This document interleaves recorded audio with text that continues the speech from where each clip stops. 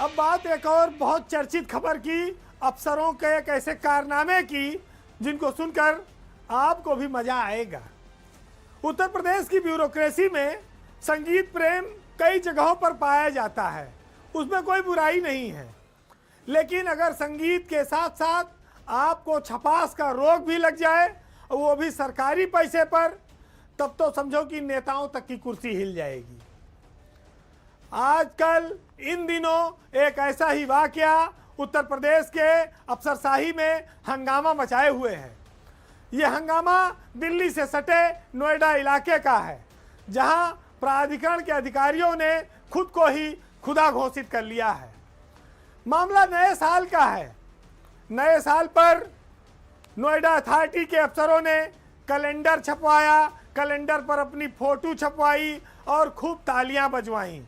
Noida authority के CEO हैं Lokesh M और दूसरे हैं ED metro rail corporation Mahendra Prasad.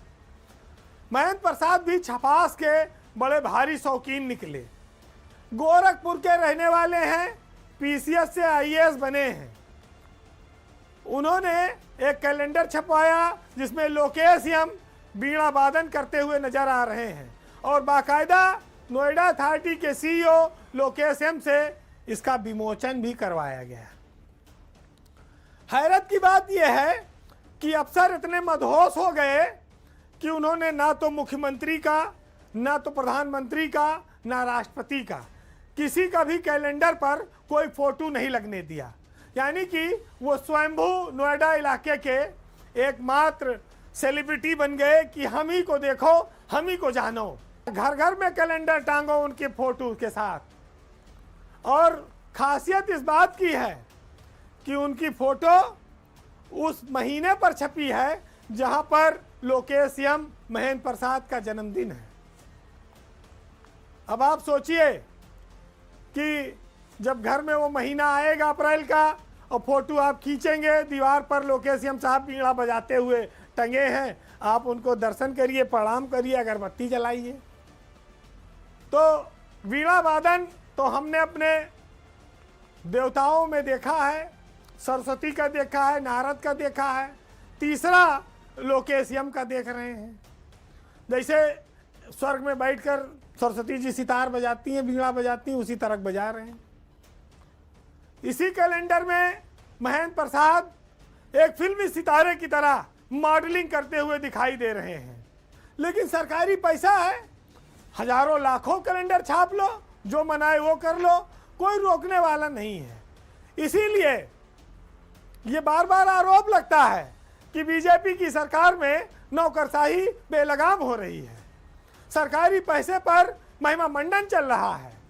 Mahendra प्रसाद को सरकार ने इस स्वेच्छाचारिता के लिए वेटिंग में डाल दिया है नोएडा से हटाकर, लेकिन लोकेश एम पर अभी तक कोई कार्रवाई नहीं हुई है।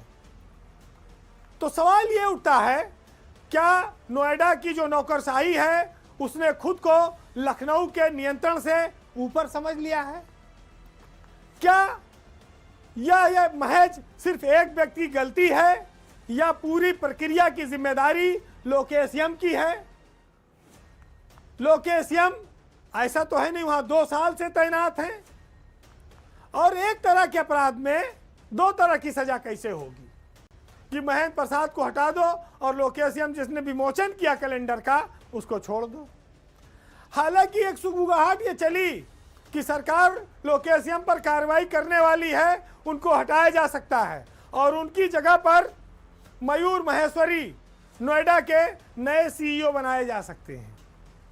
एक नाम और आया था लेकिन वो किन्हीं कारणों से रह गया, रोशन जैकब का। तो लोग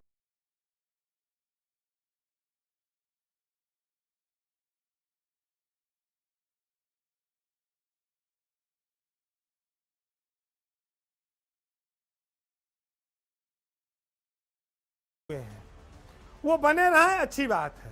हमारे यहाँ अफसरों को सर्वगुण संपन्न माना गया है और इसका वो कभी कभी प्रदर्शन करते रहते हैं। भाई अफसर भी वही, नेता भी वही, कलाकार भी वही।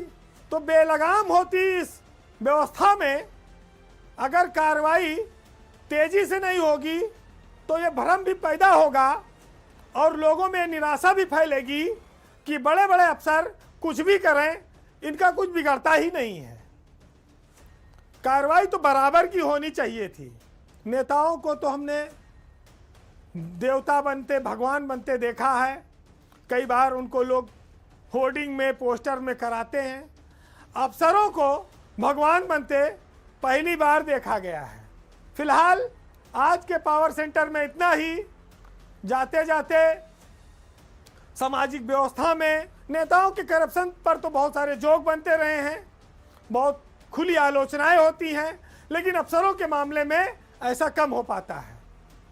फिलहाल रफ़ीक सादानी जो अवधी के एक बहुत प्योर और पक्के शायर हैं, उनकी कुछ लाइनें हैं, सुनिएगा और आनंद लीजिएगा। कि ई महंगाई, ई बेकारी, नफरत के फैली बीमारी, और दुखी रहे जनता बेचारी, बिकी जात बाय लोटा थारी, जियो बहादुर खद्दरधारी। मनमानी हड़ताल करत हो, देशवा का कंगाल करत हो, खुद का माला माल करत हो, तोहरन दम से चोर बाजारी, जियो बहादुर खद्दरधारी।